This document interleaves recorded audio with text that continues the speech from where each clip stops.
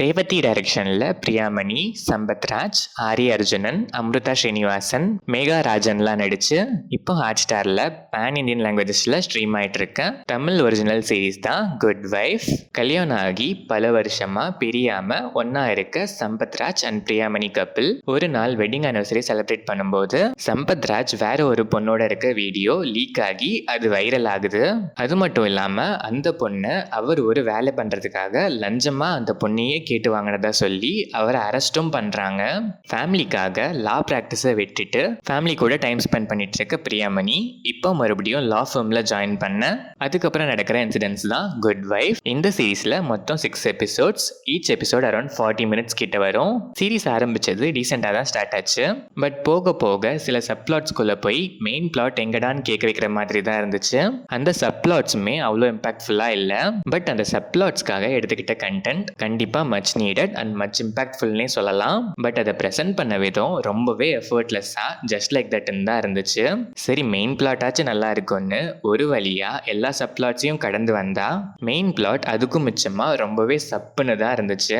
கிளைமேக்ஸ்லாம் so simple and second season லீட்லாம் totally unwanted தான்.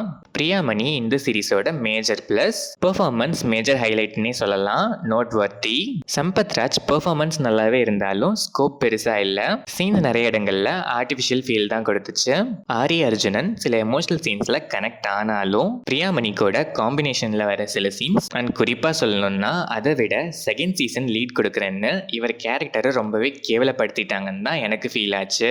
Amrutha Srinivasan character arc and performance ஒரு supporting ரோலுக்கு டீசெண்டாகவே இருந்துச்சு. மேகா ராஜன் அண்ட் அதர் ஆர்டிஸ்ட்லாம் டீசெண்டாகவே பெர்ஃபார்ம் பண்ணியிருக்காங்க. டெக்னிக்கலாக பார்த்தா சினிமாட்டோகிராஃபி எடிட்டிங்லாம் டீசெண்டாகவே இருந்துச்சு. பேக்ரவுண்ட் ஸ்கோருமே நீட்டாகவே இருந்துச்சு.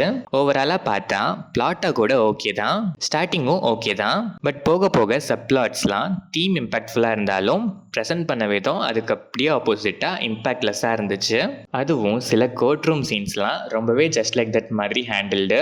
பட் ஒரு சில சீன்ஸ் அங்கங்கே நல்லாவுமே இருந்துச்சு. சில சீன்ஸ் எமோஷ்னலாக நல்லாவும் கனெக்டுமே ஆச்சு.